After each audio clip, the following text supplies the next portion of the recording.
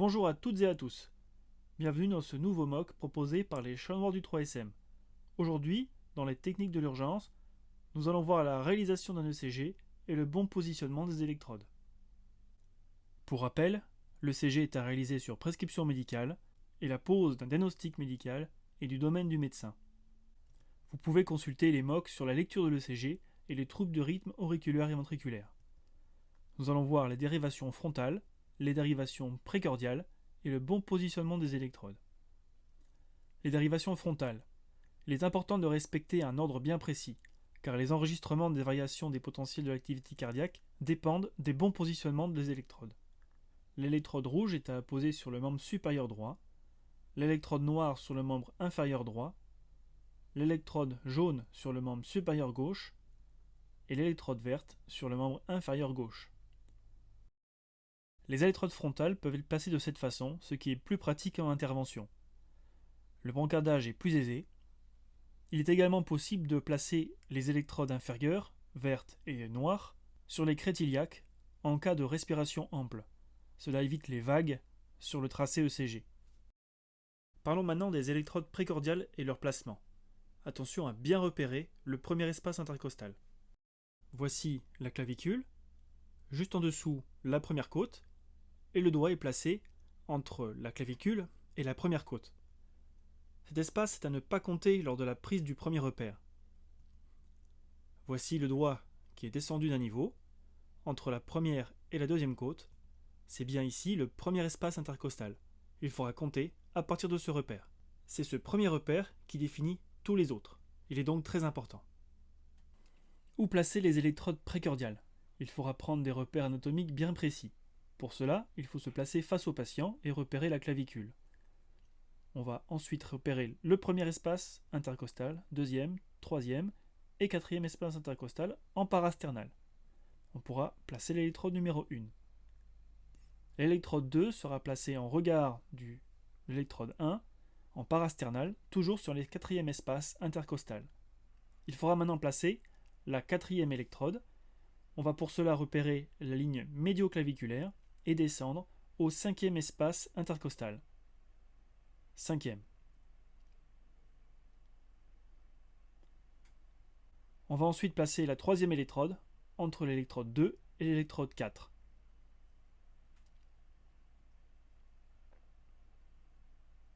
On va maintenant décaler légèrement le bras du patient pour repérer la ligne médio-axillaire.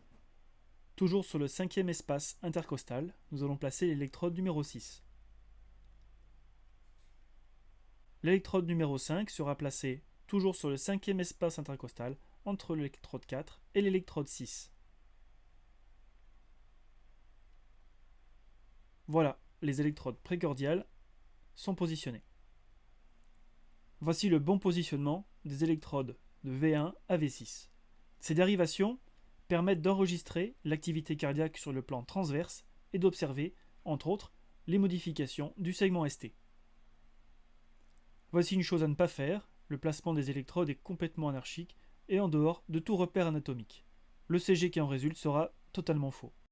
Comment maintenant placer les dérivations droites? Il est parfois nécessaire, lors d'un infarctus du myocarde, de réaliser un ECG 18 dérivations. Dans ce cas, il faudra déplacer les électrodes pour faire des dérivations droites et postérieures. Nous allons alors utiliser les électrodes déjà en place sur le patient et les repositionner sur le thorax. Nous allons prendre d'abord l'électrode numéro 3, repérer la ligne médioclaviculaire de la partie droite. Voici le quatrième espace intercostal, voici le cinquième. Nous plaçons l'électrode numéro 3 sur le cinquième espace intercostal à droite, ce qui fera l'électrode V4R. Nous allons placer l'électrode numéro 2 entre la 3 et la 1, ce qui fera V3R. Nous avons maintenant les dérivations droites. V1, V3R et V4R. Les dérivations postérieures maintenant. Il faudra aussi réutiliser les électrodes déjà en place sur le patient. Nous allons placer maintenant l'électrode numéro 4 pour faire V7. Il faudra repérer la ligne médio-axillaire, où est positionné V6. Voici la ligne axillaire postérieure. V7 est placé. On va maintenant prendre l'électrode numéro 5, repérer la scapula du patient, c'est l'omoplate, la pointe de l'omoplate et le cinquième espace intercostal. Nous plaçons l'électrode V8. Nous prenons maintenant l'électrode numéro 6. En tournant le patient, nous repérons les épineuses postérieures et nous plaçons sur le cinquième espace intercostal V9 entre V8 et les épineuses postérieures. Voici en détail le positionnement des dérivations postérieures. Nous repérons toujours le cinquième espace intercostal, la ligne axillaire moyenne où était placé V6 et la ligne axillaire postérieure. À droite de cette ligne se trouve le dos. Entre cette ligne et le cinquième espace intercostal, nous plaçons V7. V8 à présent, il faudra repérer toujours le cinquième espace intercostal, la scapula, c'est l'omoplate. Il faudra alors placer à cette jonction V8. Pour V9, on repérera toujours le cinquième espace intercostal dans la continuité, les épineuses postérieures, il s'agit ni plus ni moins de la colonne vertébrale, et nous plaçons V9 entre V8 et les épineuses postérieures. Une fois le CG tiré sur papier, il faudra noter les dérivations droite et postérieures pour qu'il n'y ait pas d'erreur lors de sa lecture.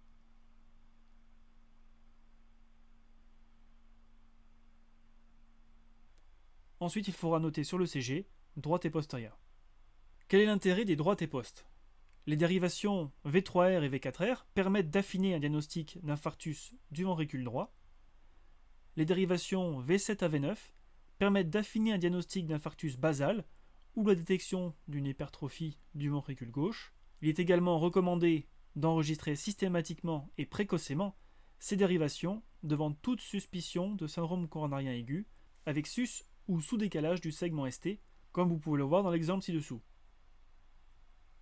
Merci à toutes et à tous d'avoir regardé ce nouveau MOOC sur les techniques de l'urgence, le bon positionnement des électrodes afin de réaliser un ECG.